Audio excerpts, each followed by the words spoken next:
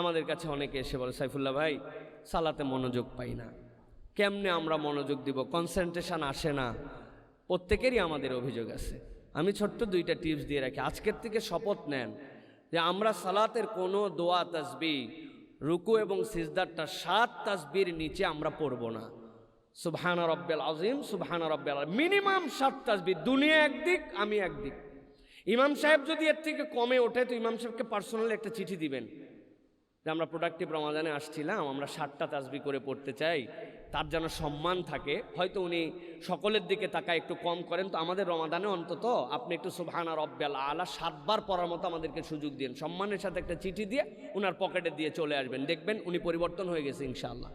কিন্তু আমাদের আগে উদ্যোগটা নিতে হবে যে আমি 7 তাসবিহতে সালাত পড়ি কিনা, রুকু এবং সিজদার মধ্যে আপনি সালাত পড়েন কিনা। আমি আমার ভাই বোনদের কাছে চ্যালেঞ্জ দিলাম, আপনার সালাত 50% দেখতে সুন্দর হয়ে যাবে, আপনার সালাত অনন্য হয়ে যাবে। আপনি পড়ে দেখেন, আপনি 7টা তাসবিহ পড়ছেন, সুবহানা রাব্বিল আযীম, সুবহানা রাব্বিল আযীম, সুবহানা রাব্বিল আযীম, সুবহানা রাব্বিল আযীম, সুবহানা রাব্বিল আলা, সুবহানা, সুন্দর করে রুকুর থেকে উঠার পর রব্বানা লাকাল হামদ হামদান কাসীরান তাইয়িবান মুবারাকান ফি, এরপরে 2 সিজদার মধ্যে পড়েছেন রব্বিক ফিরলি ওয়ারহামনি ওয়াহদিনি। এই যে আপনি অথবা 3 বার পড়েছেন রব্বিক ফিরলি, রব্বিক ফিরলি, রব্বিক ফিরলি, রাসূল সাল্লাল্লাহু আলাইহি ওয়াসাল্লাম কর্তৃক সাবিত আছে।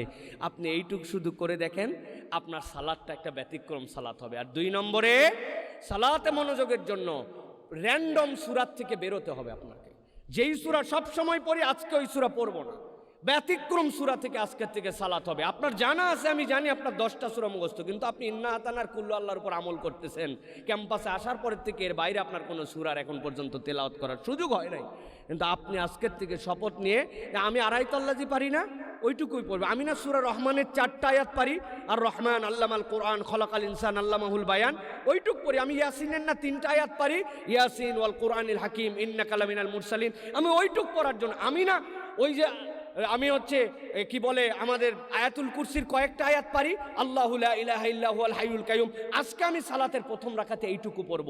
দেখেন আপনার সালাতটা আপনাকে ভিন্ন রকম ফিলিংস দিবে।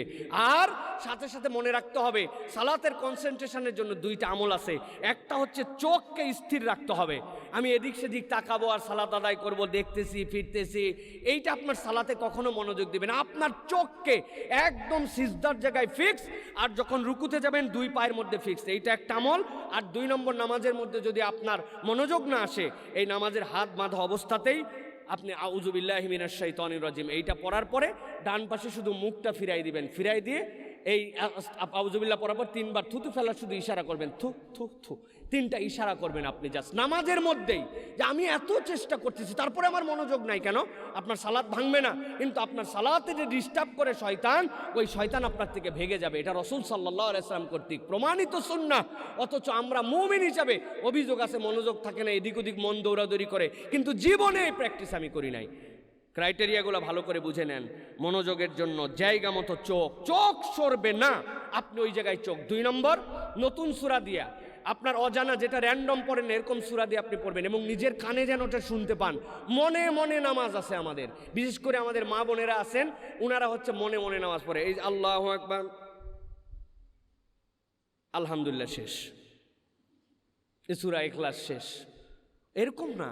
আপনার ন্যূনতম আপনার তিলাওয়াতটা আপনার কানে যেতে হবে, ফিস ফিস করে।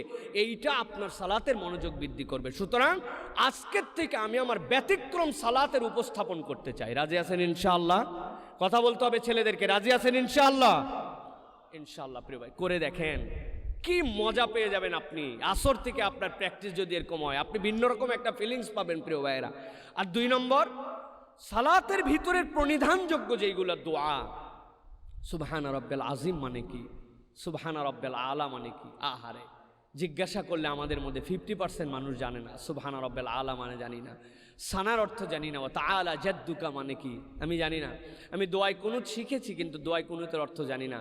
আমি যে শেষ বৈঠকে পড়তেছি আল্লাহুম্মা ইন্নী যালামতু নাফসি যুলমান কাসীরা, এইটার ফিলিংসটা আমি জানি না। দিনে একটা ওয়াক্তের 2টা রাকাত নামাজে আপনি কলিজাটা উজাড় করে দিয়ে নামাজের অর্থগুলা খেয়াল করে যদি পড়েন, দেখবেন আপনার রমাদান আপনার সাথে আছে। আমার এই রমাদান আমার জন্য ব্যতিক্রম কিছু দিচ্ছে, আমার আত্মার মধ্যে পরিবর্তন হচ্ছে, আমার কোরআনের প্রতি ভালোবাসা আসতেছে, আমার দ্বীনের প্রতি ভালোবাসা আসতেছে, আমাকে আল্লাহ রসুলের মহাব্বতের দিকে আমাকে উৎসর্গিত করতেছে, আমাকে কোরআন যেন টানতেছে। যার সালাত সুন্দর তার রমাদান সুন্দর।